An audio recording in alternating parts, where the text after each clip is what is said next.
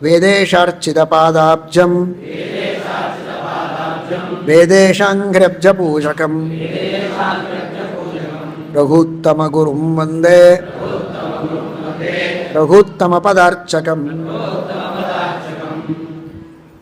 ವೇದೇಶ ತೀರ್ಥರು ಅಂತ ಅನೇಕ ಗ್ರಂಥಗಳಿಗೆ ಟಿಪ್ಪಣಿಯನ್ನು ಬರೆದ ಮಹಾನುಭಾವರು. ಶ್ರೀಮದಾನಂದ ತೀರ್ಥೀಯ ಭಾಷ್ಯಂ ವ್ಯಾಖ್ಯಾತು ಮಂಜಸ ಯೋಗ್ಯಸ್ತ್ವಮೇವ ವ್ಯಾಚಕ್ಷ್ವ ಸರ್ವಂ ಭಾಷ್ಯಂ ಯಥಾಮತಿ ಅಂತ ವೇದೇಶ ತೀರ್ಥರಿಗೆ ಸ್ವಪ್ನದಲ್ಲಿ ಬಂದಂತಹ ಶ್ಲೋಕ ಇದು. ಶ್ರೀಮದ್ ಆಚಾರ್ಯರ ಗ್ರಂಥಗಳಿಗೆ ವ್ಯಾಖ್ಯಾನ ಮಾಡುವುದಕ್ಕೆ, ಟೀಕಾಕೃತ್ಪಾದರ ಗ್ರಂಥಗಳ ವ್ಯಾಖ್ಯಾನ ಮಾಡುವುದಕ್ಕೆ ನೀವು ಯೋಗ್ಯರಾಗಿದ್ದೀರಿ, ಆ ಕಾರ್ಯವನ್ನು ನೀವು ಮಾಡಬೇಕು ಅಂತ ಸ್ವಪ್ನದಲ್ಲಿ ಅವರಿಗೆ ಸೂಚನೆ. ಅಂತಹ ವ್ಯಾಖ್ಯಾನದಲ್ಲಿ ಆಸಕ್ತರಾದವರು ಅತ್ಯಂತ ಅದ್ಭುತವಾದ ಇವರು ಬೃಹದಾರಣ್ಯಕ ಭಾಷ್ಯಕ್ಕೆ ವ್ಯಾಖ್ಯಾನ ಮಾಡಿದರೆ, ಛಾಂದೋಗ್ಯ ಭಾಷ್ಯಕ್ಕೆ ವ್ಯಾಖ್ಯಾನ ಮಾಡಿದ್ದಾರೆ ರಘುತ್ತಮರ ಶಿಷ್ಯರು ವೇದೇಶ ತೀರ್ಥರು.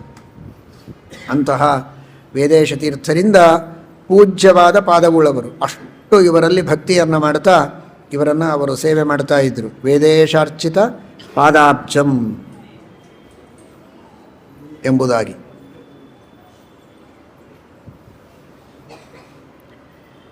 ಅದರಂತೆ ಇನ್ನು ಮುಖ್ಯವಾದ ಪಾದಕಮಲಗಳು ಅಂತ ಸಾಮಾನ್ಯವಾಗಿ ನಾವು ಹೇಳೋದು ದೊಡ್ಡವರ ಪಾದಕಮಲಗಳಿಗೆ. ದೊಡ್ಡವರು ಅಂದರೆ ಸರ್ವೋತ್ತಮನಾದ ಪರಮಾತ್ಮನ ಪಾದಕಮಲಗಳೇ ನಿಜವಾದ ಪಾದಕಮಲಗಳು. ಆಮೇಲೆ ತಾರತಮ್ಯ ಕ್ರಮೇಣ ಉಳಿದವರದು. ಅಂದರೆ ಪಾದಾಬ್ಜ ಅಂದರೆ ಪರಮಾತ್ಮನ ಪಾದ, ಮೂಲರಾಮದೇವರ ಪಾದಕಮಲಗಳು. ಆ ವೇದೇಶ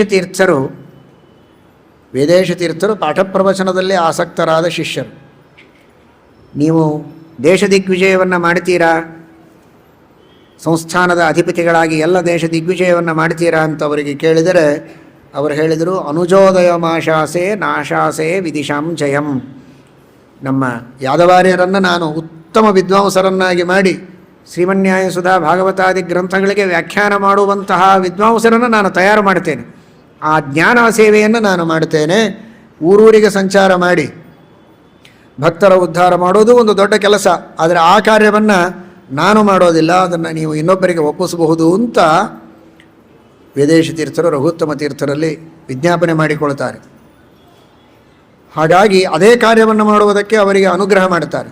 ಆದರೂ ಅವರಿಗೆ ರಘುತ್ತಮರಲ್ಲಿ ಅಷ್ಟು ಭಕ್ತಿ, ರಾಮದೇವರಲ್ಲಿ ಅಪಾರವಾದ ಭಕ್ತಿ, ಪಾಠ ಪ್ರವಚನದಲ್ಲಿ ದೀಕ್ಷೆ, ಶುದ್ಧವಾದ ಜ್ಞಾನ, ವೈರಾಗ್ಯ, ಈ ಎಲ್ಲ ಗುಣಗಳನ್ನು ಕಂಡು ನೀವು ಪೀಠಾಧಿಪತಿಗಳು ಆಗಿ ಪೀಠಾಧಿಪತ್ಯವನ್ನು ವಹಿಸಿಕೊಂಡು ಕಾರ್ಯವನ್ನು ಮಾಡದೇ ಇದ್ದರೂ ಕೂಡ ಪೀಠಾಧಿಪತಿಗಳಾಗುವ ಯೋಗ್ಯತೆಯನ್ನು ಪಡೆದುಕೊಂಡದ್ದರಿಂದ ನೀವು ಉತ್ತರಾದಿ ಮಠಾಧೀಶರೇ ಅಂತ ಹೇಳಿ ಅವರಿಗೆ ಮೂಲರಾಮದೇವರ ಸ್ಪರ್ಶ ಮಾಡಿ ಅಂತ ಆಜ್ಞೆಯನ್ನು ಕೊಡ್ತಾರೆ. ಸ್ಪೃಶೇತ್ಯಾಜ್ಞಾಂ ದದುಃಪ್ರೀತಾಹ ಅಂತ ಗೋವಂಶ ಕಥಾಕಲ್ಪತರುವಲ್ಲಿ ಬರ್ತೀವಿ.